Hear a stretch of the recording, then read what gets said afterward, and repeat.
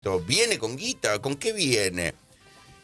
Se lo voy a preguntar al señor Diego Giacomini, que es economista, por supuesto, y que alguna precisión, o por lo menos alguna idea, o no sé, qué sé yo, cómo interpretar esto de que el ministro de Economía se haya ido a los Estados Unidos. Diego, buen día, ¿cómo te va? Buen día, ¿cómo andás, estimado Orlando? Bien, bien. ¿Volverá Caputo? Mirá, la verdad, yo cuento con la misma información que tiene el promedio de la gente que está en este mundo, llamémoslo económico-financiero. No tengo ninguna información privilegiada. No sé qué está haciendo, pero con la información que tenemos puedo analizar varias cosas. Punto número uno, y te dejo la más jugosa para al final de toda. Punto número uno. La información que tenemos es que estaban negociando un swap de 20.000 millones de dólares con Estados Unidos por una cuestión geopolítica y que Estados Unidos iba, además de iba a comprar deuda en el mercado primario y en el mercado secundario. Pongamos en contexto estos números y estos anuncios hasta ahora. Mira, el FMI y los organismos internacionales, con el acuerdo firmado el 14 de abril, que nos habían prometido que nos daban tranquilidad hasta un año y medio, o sea, hasta mitad del 2026, nos dieron 20.000 millones de dólares, los dos, los organismos internacionales y el FMI. Bueno, a los 5 meses, nada más, tuvieron que ir a pedir la escupidera, porque este prestamista de última instancia del FMI no les alcanzó. Tuvieron que ir al prestamista de recontra última instancia, que es el Tesoro de Estados Unidos. Un lunes pusieron las retenciones en cero para que liquiden 7.000 millones de dólares y a su vez le pidieron que pusieran un par de tweets al secretario del Tesoro americano. ¿Para qué? Porque si no hacían eso, no llegaban con este sistema cambiario el 26 de octubre y tenían que probablemente antes de las elecciones poner el cepo a los individuos. Ay, eso te quiero preguntar. Si no hubiera pasado, si no hubiera habido esa pelota al córner en el último minuto, ¿qué hubiera pasado?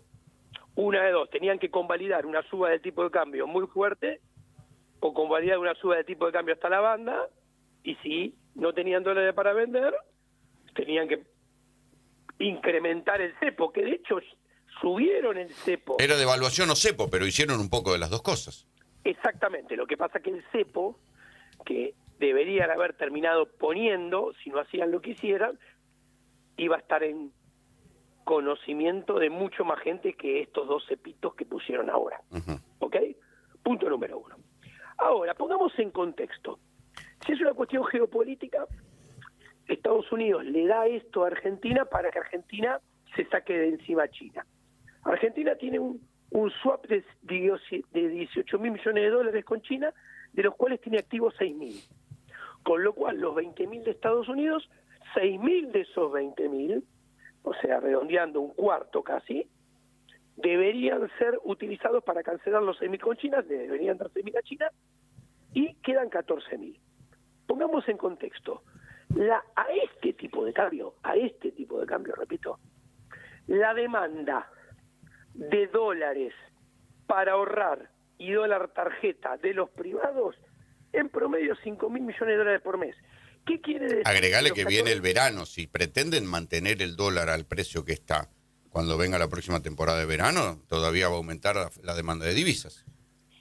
Exacto. ¿Qué quiero decir? Que los 14.000 millones de dólares que quedarían del swap de Estados Unidos durarían 2 meses y medio a este tipo de cambio. O sea, si con el FMI la pseudo tranquilidad duró 5 meses, acá la pseudo tranquilidad con 20.000 que terminan siendo 14.000 duraría la mitad o menos. ¿Esto se resolvería con una devaluación?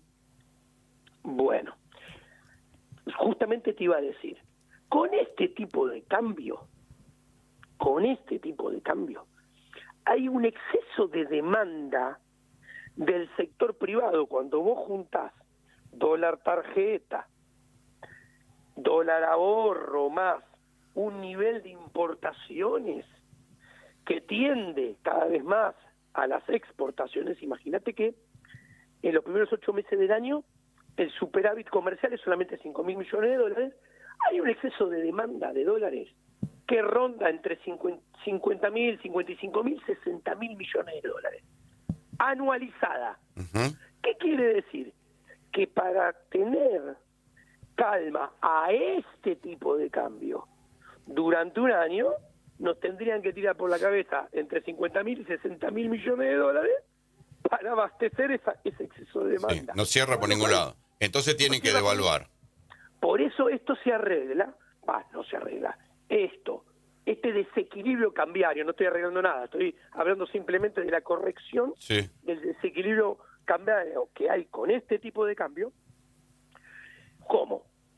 Subiendo el tipo de cambio, todo lo que sea necesario, que no sé cuál es, para que se igualen oferta y demanda, o subir el tipo de cambio, pero como esa suba todo lo necesario para eliminar la demanda generaría una aceleración inflacionaria que probablemente el gobierno, no lo sé, pero probablemente no la quiera afrontar, vendría tal vez con una suba de tipo de cambio no tan grande, pero si el gobierno ya la afrontó, si el gobierno se vuelve al cepo. ya afrontó la devaluación, una devaluación terrible en el comienzo, ¿por qué no lo haría ahora? Bueno, es que, a ver, y acá vamos a lo importante, Rolando. Porque el tipo de cambio, a ver, el gobierno de Javier Milei es una sucesión de medidas transitorias en lo cual lo único que procura es que aparezcan ofertas transitorias finitas que se acaban, eventuales, de dólares para, por un lado, acrecentar transitoriamente la oferta y por el otro, calmar transitoriamente la demanda. Primero a los argentinos... Pero eso no es un plan. Eso no es un plan, le hicieron escupir dólares. Después vino el blanqueo, después viene el FMI, después vienen las retenciones cero por un tiempito, y ahora tal vez el Tesoro. ¿Esto qué pone en evidencia? Y acá viene lo importante, que la economía argentina, la economía real, la de la producción, el comercio, el trabajo, las exportaciones, las que generan bienes y servicios, o sea, la riqueza, no puede funcionar con este tipo de cambio. El tipo de cambio, ¿por qué tiende a subir permanentemente y le ponen la tapa a la olla? Porque Argentina no tiene, mira, ni la cantidad de capital físico instalado, ni la productividad del capital físico instalada necesaria, ni la productividad del trabajo, o sea, la calidad del capital humano necesaria para poder producir, comerciar, exportar con este tipo de cambio. Y tampoco tiene la presión fiscal, las regulaciones y la cantidad de impuestos necesaria para poder trabajar con este tipo de cambio. Cuando vos mirás el stock de capital físico, que no se amortiza desde el segundo gobierno de Cristina y cada vez se amortiza menos, y menos que nadie con Javier Milei. Cuando ves la productividad del trabajo, cuando ves la cantidad de impuestos, cuando ves la presión tributaria, cuando ves la cantidad de regulaciones, todo te indica que el tipo de cambio tiene que ser más elevado. Por eso el tipo de cambio sube. ¿Y dónde lo ves? Que con este tipo de cambio le carcome la rentabilidad a la mayoría de las empresas de la economía real a lo largo y a lo ancho de casi todos los mercados. Vos siempre dijiste que había que levantar el cepo de entrada cuando asumió Milei, y que ese fue uno de sus errores, ¿sí? Supongamos que ahora levantaran el cepo y dejaran flotar el tipo de cambio. ¿Cuánto se iría? ¿Esto sería soportable en la Argentina de hoy? Mirá, acá es un problema, porque yo decía al principio del gobierno, porque Milei al principio del gobierno, desde lo discursivo, desde lo que explicaba de la economía, acababa de asumir. Él podía vender en aquel entonces que en el balotaje, no sé, de cada 10 argentinos lo votaron 5,5, por decir algo. Después podía decir que lo que se fuera el tipo de cambio a partir de la apertura del cepo, toda la suba era culpa del que había sido hasta ese momento para mí el peor ministro de la historia, que era Sergio Tomás Massa. Con lo cual todo lo que subía es culpa de Massa, con lo cual la aceleración inflacionaria era culpa de Massa. Si él abría todo, dejaba pagar dividendos, absolutamente todo, el tipo de cambio subía. Pero con todo abierto, iba a haber gente que iba a traer dólares en serio para venderlo, porque si el dólar va a bajar en Argentina, no todo abierto. Nadie va a traer un dólar si no lo puede sacar. En Argentina Claro. no se pagan dividendos del 2018. Vos ponés un kiosco si te dicen que durante 7, 8 años no podés sacar un banco del kiosco, no. Y no. Pero eso pasa con las empresas en Argentina, por extranjeras. Por eso sucede que Javier Milei tiene inversión extranjera negativa. Y es el único de los últimos 6 presidentes que tiene inversión extranjera negativa. Por eso, vos podés decir, los bancos han ganado dinero, pero el Itaú se fue. Los bancos han ganado dinero, pero el HSBC se fue. O sea... Sí, y se está vendiendo Telefe, se está vendiendo Burger King, se está vendiendo Carrefour. Exactamente. ¿Qué sucede? Tal vez, no lo sé, pero ¿qué tenía chance de suceder en ese comienzo? Que con la apertura total, con el salto de tipo de cambio a un nivel elevado, te encontrarías en algo parecido, no igual, a lo que había sucedido al principio de Néstor Kirchner. O sea, el dólar estaba muy caro, entonces el dólar rendía en el mercado doméstico.